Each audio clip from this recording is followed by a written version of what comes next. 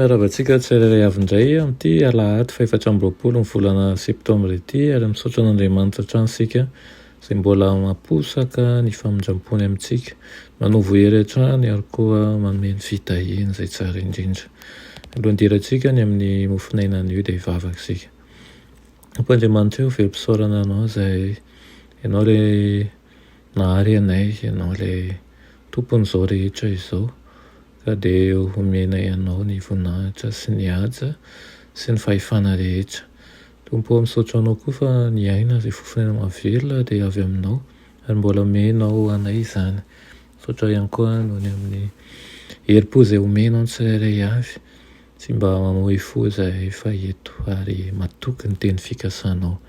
Iaino ny teninao izay mety ezainao hiasa ao am-pony tsirairay avy. Aminaran'i Jesosy, amen. Lohatenin'ny mofinainantsika androany dia manao hoe mpitory-teny malaza indrindra. Mpitory-teny malaza indrindra. Alaina amin'ny Jaona 7:9-10, manao hoe ny mpianatra raharaha namaly hoe tsy mbola nisy olona ny teny tahaka izany. Amen. Taorian'ny ny fidianan'ny mpianany dia nitory-teny teny tendrombohitra Kristy. Natao hantaranak'olombelona io lahateny io mba ho lalàna hanefan'ny adidiny, ho fahazavana avy any an-danitra ary ho fanantenana sy fehononana ao anatin'ny fahoriana. Fitahian'ny lanitra ho an'izao tontolo izao izany, fa avy eo amin'ny seza fiandrianan'Andriamanitra. Eto no ambaran'ilay lehiben'ny mpitory-teny, ilay tompo sy mpampianatra ny teny nomen'Andriamanitra iray azy ho tononona. Izy ilay fahendrena mandrakizay fatao amin'iray na fony mbola tsy ary aza izao tontolo izao. Mahalala ny iray izy ary iray aminy. Fiarabana nataon'i Kristy no tory-teny tao an-tendrombohitra, tsy ho an'ny mino ihany fa ho hantaranak'olombelona manontolo. Toa adinony vetivety fa eto tany izy fa tsy any an-danitra, ka ny fomba fiarabana fanaony tany amin'ny tontolon'ny fahazavana no nataony nipololotra teo amin'ny olo ny fitahiana, toy ny fitosaky ny loharano manan-karena fiainana no sakanany ela. Asehon'i Kristy mazava ireo toetra ankasitrahany sy ho tahiny mandrakizay. Niala tamin'ireo olona malaza n'izao tontolo izao izy ka nitodika tamin'ireo izay nailika ary nambarany hoe sambatra, izay rehetra mandray fahazavana sy fiainana avy aminy. Mahita ny ankoatra ny fahotana sy ny fahantrana izy ao amin'ny fon'ny olombelona. Ny fahendreny tsy misy fetra dia mahita ao amin'ny olombelona ny fahafahamanao an'izy ireo. Ny tanjona ambony mety ho tratrany, fantany fa nanamavo ny famindram-pony sy manimba ny fahamendrehany men'Andriamanitra azy izy ireo, dia mbola natao homem-boninahitra hatrany ny mpahary amin'ny alalan'ny fanafotana azy ireo.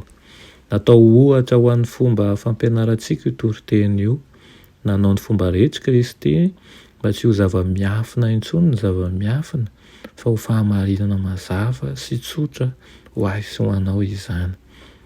Tsy misy zavatra manjavozavo na saron-takarina ao amin'ny fampianaran'i Kristy.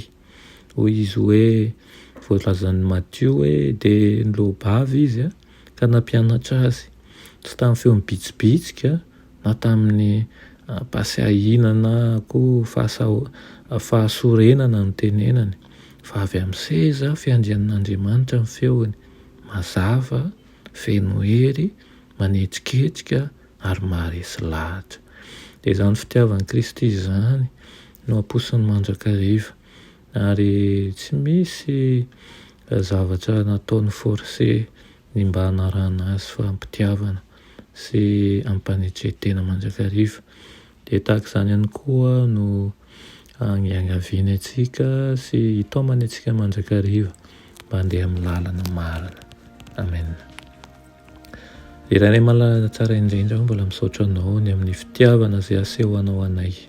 Misaotra ihany koa Tompo izay mampisokatra ny masonay ara-panahy mba hita ny alavitra mihoatra n'izao zavatra hita maso izao, ary ny toetra rehetra ny lanitra dia lazainao teo tendrombohitra ny amin'ny hoe sambatra, na dia nahilikiliky ny fiarahamonina ny ankamaroany maro, ianao kosa dia vonona ny andray anay Manjakariva.